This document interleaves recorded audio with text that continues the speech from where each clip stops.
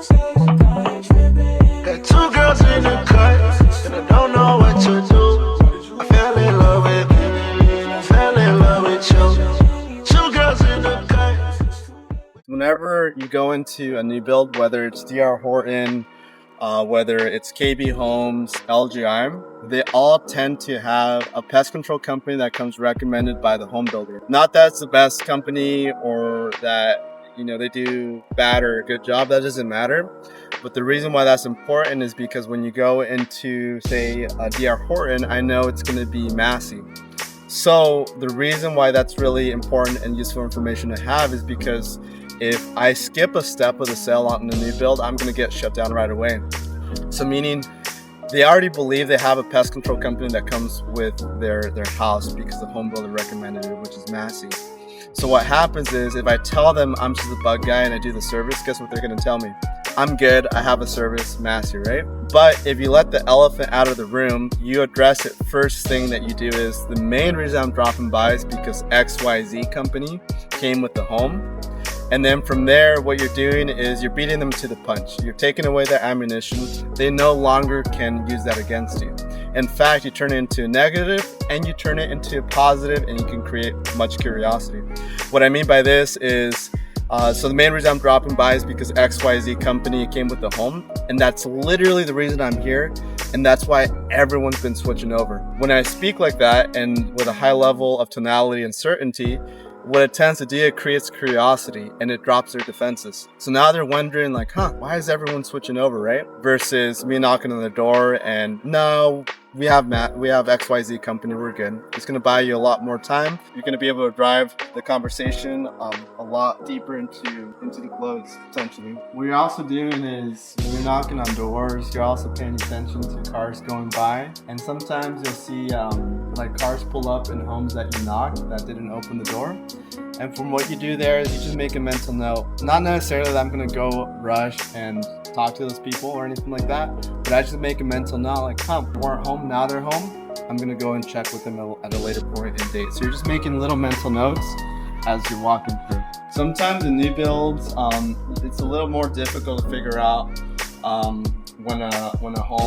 someone's moved in and not moved in, because all the homes look the same, and sometimes when it's new they don't really have much set up yet. But for this house, just to give an example, this one most likely there isn't someone here yet. The reason why I would say that is because I see some trash over here from construction. I see maybe they haven't power treated the driveway yet, and a lot of times as you look up over there, the blinds are wide. Typically when people move in, they start closing the blinds versus, like, for example, that home over there hasn't closed. That's going to be 100%, but it's an indication on this one right here that it's just a vacant home. But when it comes to like metrics that you want to track when it comes to door-to-door sales, it doesn't matter how many doors you knock. That's pretty silly stuff. People like track that for whatever reason. Like, oh, today I knocked like 200 doors or whatever amount that may be, and they feel proud about themselves. Like, knocking on door is useless. What's most important is where you're getting in front of. Like, how many people are you talking to? And out of those people that you talk to, how many of those did you push the contract? Meaning, how many of those did you grab their information, show them the service agreement, and try to get them to sign extending the invitation? Hey, how's it going, Malos? How are you? How are you? You're good. Hola, amigo. ¿Qué dice la buena vida? Todo bien, todo Mi bien. nombre es Alex. Te ganó la lotería. ¿Cómo? La ganó la lotería. ¿Qué loterías? No, estoy ganando. Yo soy la gerente de Guané. Yo soy el que ayuda a todos los vecinos aquí en esta comunidad con ese servicio de la fumigación. La persona que está aquí, pues sabe aquí anterior, pues antes era puro monte, ¿verdad?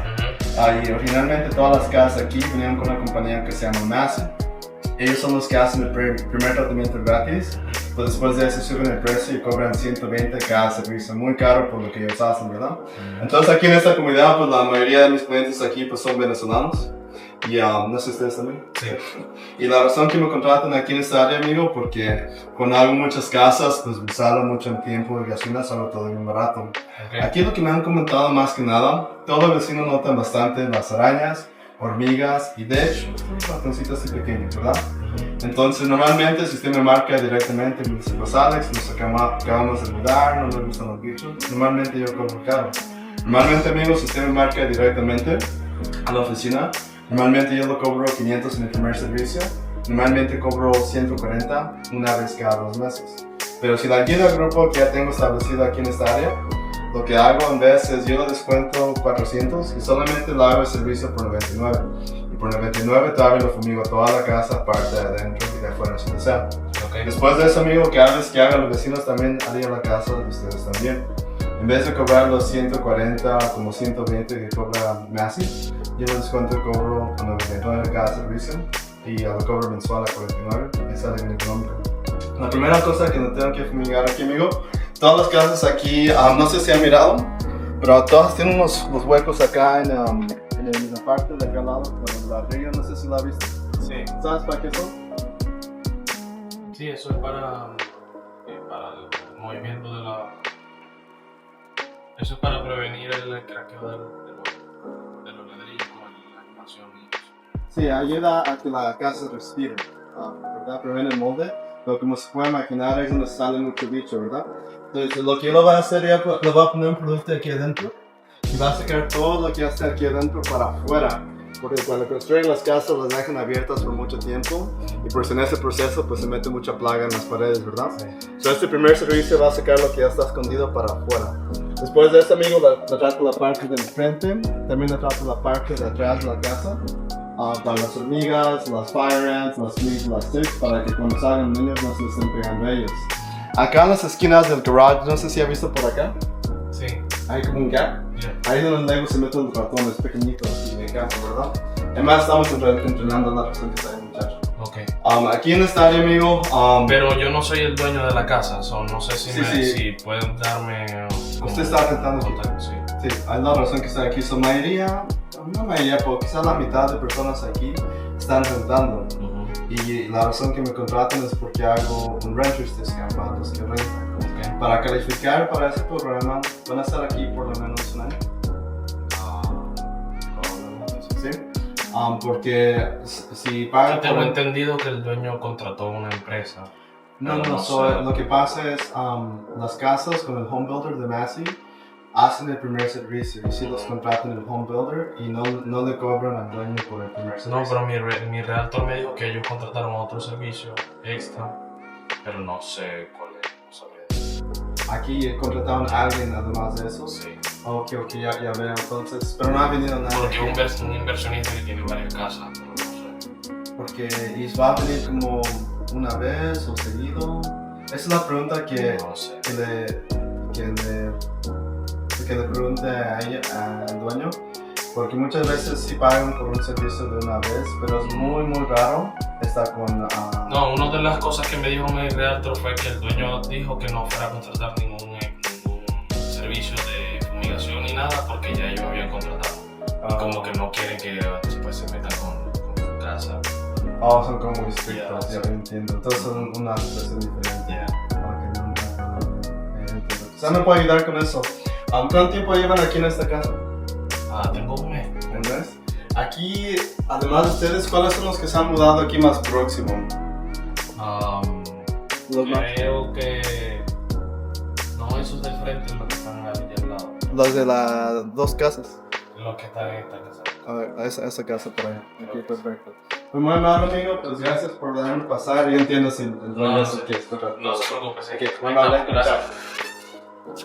So with this home right here, the guy was renting, but I guess the homeowner told him, that not to hire pest control because they had it handled. I guess they have several properties and they don't want the renter to hire a random pest control company because they handle that. So this is kind of the rare occasion where sometimes it's okay to walk away. There's a difference between an objection and there's going to be a condition.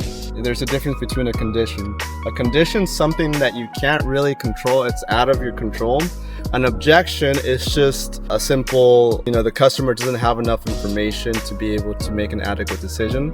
A condition, on the other hand, is like, hey, I just lost my house. I'm, about to be homeless here in in 2 weeks. That's a condition. There's not much you can do to sell that person, right? Versus an objection can be, you know what, I just don't want a contract, right? So they're two completely different things. In this case, it seemed like it was more of a condition. So your most valuable asset is your time, and your time is better spent elsewhere. We can loop and we can do aces and things like that, but if this person believes that they're going to get in trouble if they hire their own pest control company, you're just wasting time, right? Even if a customer tells you no, and this is where a lot of salesmen they don't really utilize intelligence gathering. You want to find out as much information as you can about the community, because you can use it for leverage at a later point. This customer told me that the two newest move-ins are these two homes right here.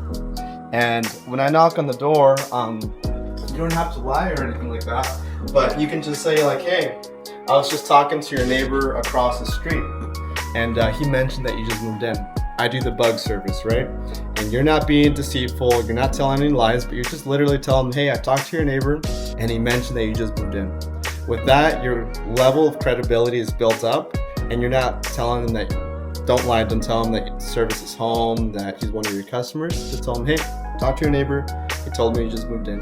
I do the bug service for a lot of your neighbors in the community. So, great way to build rapport, to build your credibility and establish yourself as a figure of authority, someone who belongs on, in the neighborhood.